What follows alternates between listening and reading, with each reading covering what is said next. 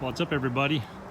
Jason here with Venture Ready, doing a little review, or actually a little unboxing or reveal parts, accessories putting on this thing. So this is our 2021 Kawasaki KRX 1000. Only got about 160 miles, I think, so far on it. Just did the first service before our last outing, 4 times out.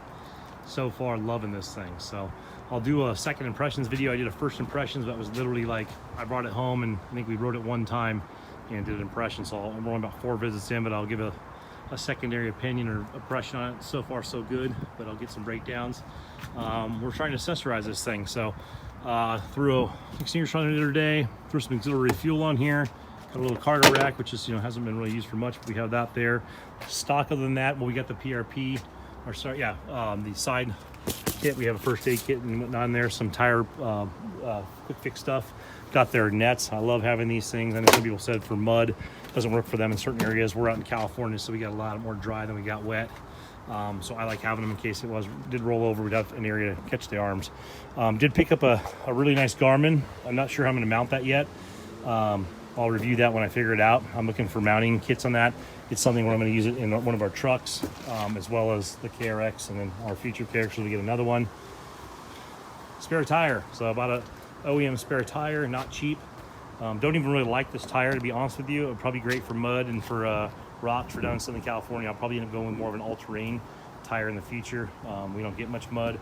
We're going to be using this in Arizona as well, but even out there, I don't think I need that type of tire. I think I want something that's more versatile. Plus, we just got Arizona plates on ours. I don't have them installed yet, but I have street legal license plates, so I don't want to be ripping down the highway in something like that. So we'll use them until we burn them, but once they're burnt, we'll probably go more of an all-terrain.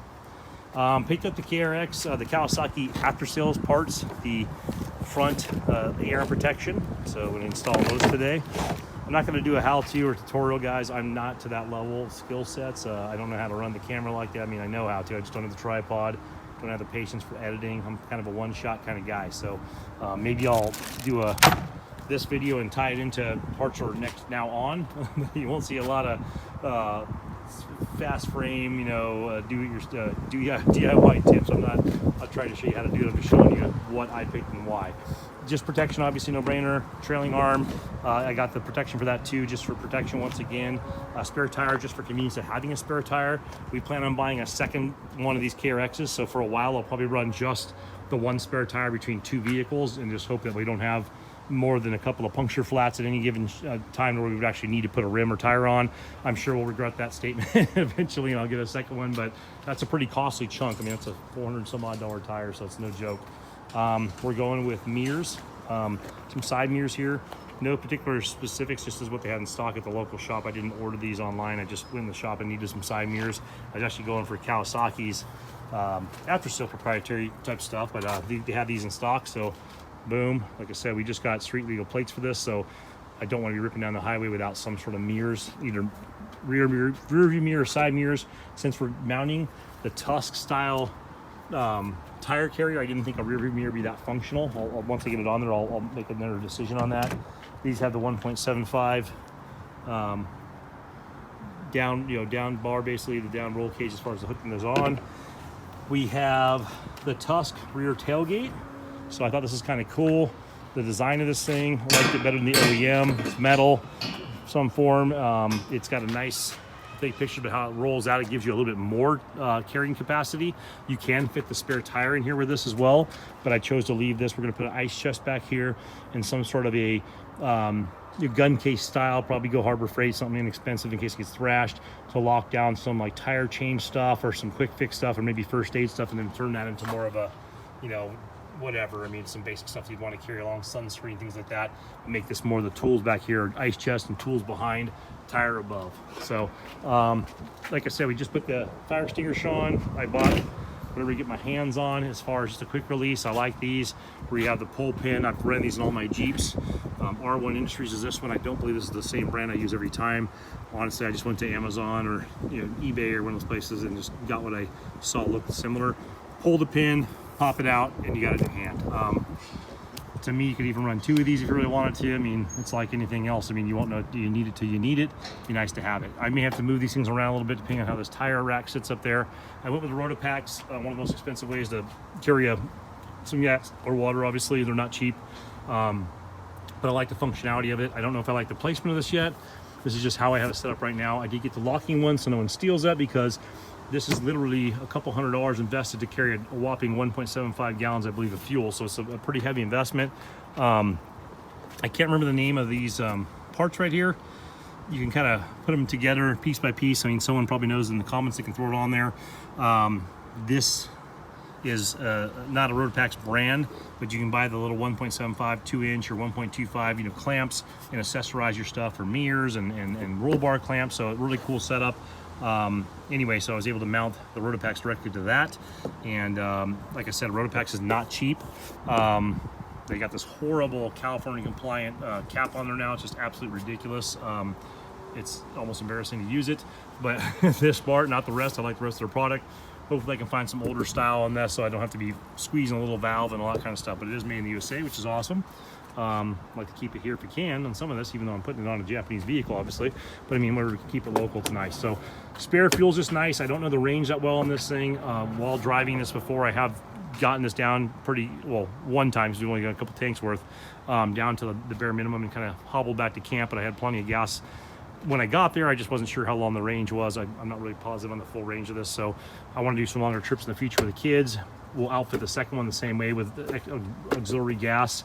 It'd just be nice to do long trips and not have to worry about getting right back to the concrete. So Tusk rear tailgate, I think they call them that. These assault mirrors, they got little breakaways, it looks like, right here, so they should swivel a little bit off of this. Hopefully it's got a little breakaway, so there's a little bit of leverage as far as we hit anything. And then we're using I believe it's the Tusk. I believe this is Tusk also. How much labeling on it does? Oh yeah, it's on the side rail. Yeah, one thing on the Tusk, man, they sure didn't go all that on the laser engraving. It's pretty. There it goes. You see the can kind of rough, but anyway, it is what it is. It's clean enough.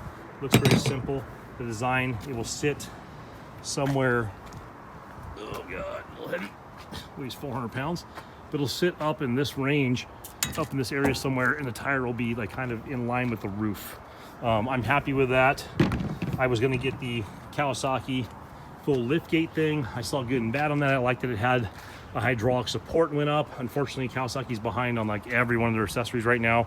I'm looking to put the Kawasaki rear bumpers on here and front bumper. Originally, I was going to do a tire right here with that 3-prong little latch and just have the tire there for now until I figured a better configuration. But I thought for the price, I don't think this was that expensive. I think this is like about $1, maybe $1.29, $1.65, maybe 200 tops. I can't recall. I was on a night binge online and started just poking away and swiping credit cards, but it wasn't outrageous. And I like the fact that even though it's going to be inconvenient to get that off the top up here when you're actually in a bind, I like that we have storage down here. And like I said, we're not racing this thing. We're not, we're not doing straight line drag race and things like that. We're going on adventure rides, going to ghost towns, going up in the mountains, doing some high desert stuff.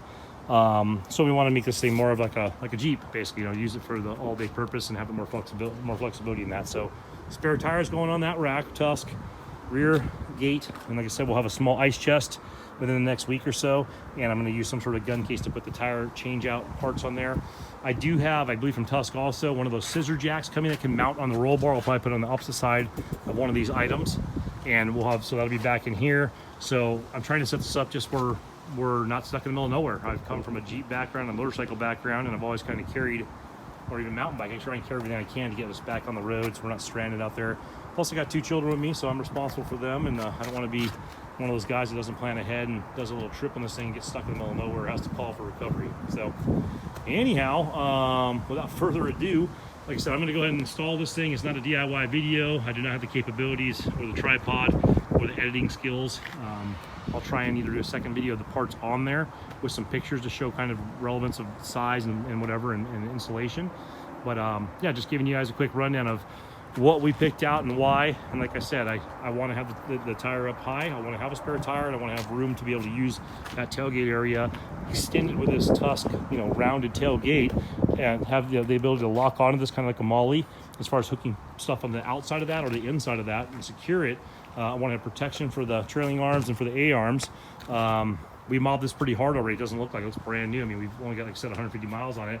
And I plan on keeping it as clean as I can throughout the course of its lifetime. But we do mob it pretty hard, and we want a spare tire. We want to have a couple of creature comforts, and just set it the way we want it. So anyway, so far, real quick, the machine, absolutely blown away by it. Super impressed. Nothing bad to say about it.